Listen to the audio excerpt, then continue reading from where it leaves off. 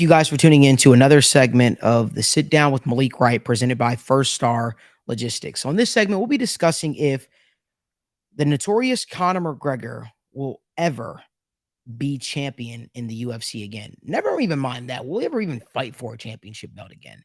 I certainly have my thoughts on it. I see a path to both for Conor potentially. I see a path to Conor certainly to fight for a championship.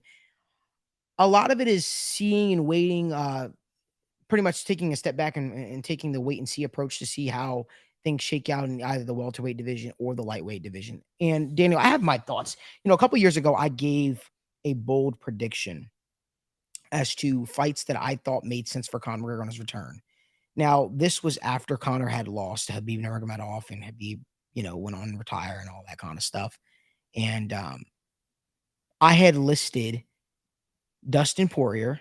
I also listed Donald Cowboy Cerrone. He wound up coming back to fight Donald Cowboy Cerrone, and he beat him. I have the perfect fight for Conor McGregor in a return to the UFC. Well, man. It's not Michael Chandler. It's not Justin Gaethje. It's not Dustin Poirier. It's not Charles Oliveira. It's Matt Brown. It's Matt Brown. Matt Brown in the welterweight division. Matt Brown and Conor have already exchanged a lot of words back and forth. Let me tell you why it's so significant. Matt Brown is close to being the knockout king, or maybe he was a knockout king before Derek Lewis took it back this past weekend. But Conor already said that he kind of wants to aim for that. Conor already wants to aim for that. We already know Jorge Masvidal was tweeting at him saying, bet you won't call my name out. So I know that that's a fight that could get Jorge Masvidal to come out of retirement. That being said, Matt Brown's my pick. Let me tell you why. I think that there is less of a worry. There's less danger with Matt Brown. He's pushing 40. He might be 40 already right now. He's not going to look to take Conor down. He's going to try to stand with Conor. Conor's still in his early 30s. Conor is still a guy that I think his power still carries through. His power can buzz Matt Brown. And let's face it, Matt Brown is the same Matt Brown that lost to Brian Barberena. Like he's a good older fighter who still can present an upset on one of the up and coming, less experienced fighters in the UFC. However, there is zero upset potential with Matt Brown beating Conor McGregor. And I think it's one of those ones where if Conor McGregor came back, it would have enough respect behind it that he beat him. And it wouldn't just be looked at as, oh, you just beat a tomato can. No, you beat Matt Brown. And I think he'd knock Matt Brown out pretty quickly in the first round, to be honest with you. The reason why that's significant is because it's less danger than a Michael Chandler fight, even though I think Conor would beat Michael Chandler. It's less danger than a Justin Gaethje fight, less danger than a Dustin Poirier fight, less danger than a Charles Oliveira fight. You don't have to deal with a grappler, deal with a striker, deal with a guy that's over the hill at this point. And it'll get people buzzing as well. Right? It'll get people buzzing. And I think it's a quality of enough of a win that if Conor were to fight Matt Brown, and as I'm predicting, he would beat Matt Brown, that fight would get him a title fight, the very next fight. I don't care if Matt Brown's unranked. I don't care if Matt Brown hasn't beat any of the upper echelon guys. It's the name factor. It's the name value. It'll get people buzzing again. Conor McGregor starched Matt Brown in the first round. Let's put Conor in a title fight because he still has some semblance of knockout power. Then I could see him jumping everybody and fighting for a belt of some semblance. Now, I didn't say what belt that could be. That could be the welterweight championship. That could be the lightweight championship. Hell, that could be the BMF championship. I don't know. But I definitely think Conor's next opponent should, and if I had to bet, will be Matt Brown. Wow. I like it. And the reason why I like it is Conor McGregor, I don't view him as potentially ever holding gold again. I think he can fight for gold, and I do agree.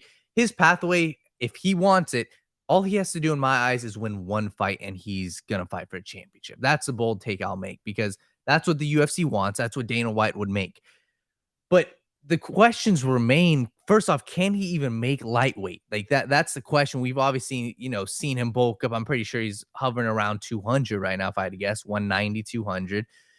And is he going to beat a guy like Islam? Is he going to beat these top contenders in the welterweight division like Khamzat Chimaev? No, but here's the thing, though, Daniel, about that. Khamzat right now is a residential middleweight. He's not moving back down welterweight. He's fighting Paulo Costa at middleweight. UFC does not want him fighting at welterweight because he struggled on the scales, and the UFC lost a lot of money that weekend when they tried to make him versus Nate Diaz, and he didn't show up to form.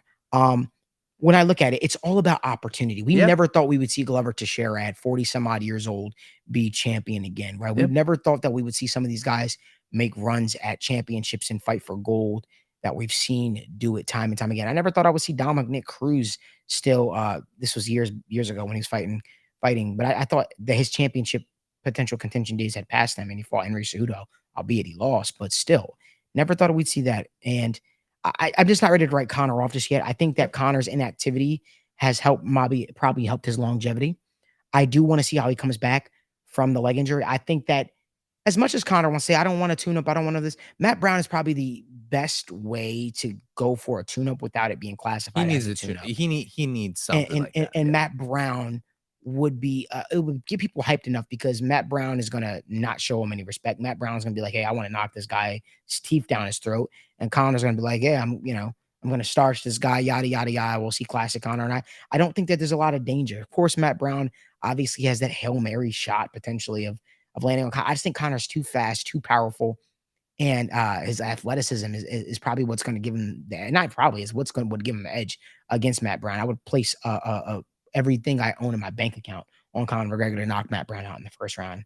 I speak very confidently about, but again, it's about what's going to reclaim the hype for Conor. What's going to get people talking about Conor again. I know Dana hasn't ruled out Conor fighting at the end of the year, even though he hasn't been in the USADA pool. I don't see how that happens. But again, for when you're a special star, I guess they make special exceptions. I just think that I think a Matt Brown victory would get him in title contention. And we don't know what the welterweight championship might look like. Yep. Like, I'll be honest with you, it's all about opportunity. I think Conor, like His best shot would be to Leon. I To think beat Conor, Leon. I don't even want to get into that, but I think Conor, like, it's not out of the realm of possibility that Conor would hurt Leon. No, We've seen Leon get hurt before. Like, it's not, what is Leon going to do? Wrestle Conor? Like, no, he's gonna strike. He'd strike. and that's what I'm saying. Yeah. Like, there's so many, we don't know what the potential avenue is going to look like. Maybe Justin Gaethje says, hey, I'll fight Conor at welterweight. Well, maybe Conor doesn't even need to make lightweight. Maybe Conor fights at welterweight. Who He knows? might. If I'm looking at Conor, I think that's probably the best bet for him right now. I mean, What, Justin Gaethje? no, welterweight. Welterweight, Just yeah. fight at welterweight. Because you look at lightweight, I think it would be a funny, cool storyline to see him go up against Islam at some point in his career. Even Loki, what we could see is in the future, Charles moves up to welterweight. He fights Charles there. But at the same time, It's got to have some championship. Conor's in it for championships, right? that would be like, let's say Charles loses to Islam. Charles has nowhere really to go. Charles is looking for, because if Charles loses to Islam again, he's not going to fight for a belt as long as Islam's there. And here's my thought though, Conor, like, remember when Conor came back? Conor fought Justin Gaethje because he was preparing for Manny Pacquiao in a boxing fight, which is why he had a traditional boxing stance. He wasn't really taking MMA serious. He was trying to just kind of get some reps in there. That's why initially it was supposed to be a boxing match. Then it went to UFC saying, no, both of you guys are under contract. You guys can't do, an event in Ireland. You guys have to do an MMA fight. So then that wind up is why we saw Conor versus Poirier too. Poirier beat him. Then it was some rivalry behind that. Then obviously UFC needs a contender for Charles after Charles beat Michael Chandler. And it became very apparent to the UFC, the winner of Conor versus Dustin Poirier will fight Charles for the belt. Dustin Poirier, Conor breaks his ankle or leg or whatever the case may be. Dustin Poirier fights for the belt. So imagine if Conor would have won that. Yeah, man, that would have been crazy. Yeah, and Conor in his mind was already preparing for it. It'd be a different story right now. That's crazy. Brazilian. Now, again, it's all about opportunity. Yeah. Opportunity, and that's something we probably never thought we would see happen to Conor in there. But I think I think Conor could make lightweight. I think Conor has the motivation. If the motivation is there, he can do it. That guy is mentally strong. Like if Alexander Volkanovski winds up, let's say Islam gets past Charles, right? Alexander Volkanovski fights Islam, and then if Volk beats him, Conor would fight Volk. Or what we were talking about earlier, Islam beats Charles, beats someone else, and retires. He retires and that belt's vacant. Yeah, he already talked about how his mom didn't want him to fight. Maybe Conor's return fight is. Listen, Conor has enough draw and enough pull in the UFC that he could talk his way into a championship fight. And if the UFC all about dollars, the same exact Now I get it. John Jones gave up the light heavyweight championship, but the same exact appeal that John Jones has, Conor has times 10. Yep. The fact of the matter is, if there's an opportunity and it makes sense, the UFC would move heaven and hell to make Conor McGregor fight for a championship, because guess what? He puts asses in seats. Yeah. And I don't think it's out of the possibility that Conor fights for a belt, whether that's the welterweight, lightweight, or even the BMF championship. And again, I think there's a lot to be said about Conor's story. And I Yeah. think a lot of people are writing it off so far. Again, we just need to see him back in there. Once we see him back in there, whether it be against a Matt Brown, a Justin Gaethje, or someone along those lines, maybe a Jorge Masvidal comes out of retirement for him. I'm not exactly sure. That's still a fight that I would love to see. I think Conor would win that fight. It's still something that I think Conor still has some championship aspirations, and I think they make sense. Yeah, I agree. If you guys like more video content like this, give this video a like, subscribe to our YouTube channel, and turn on post notifications so you don't miss when we go live from the First Star Logistics studio.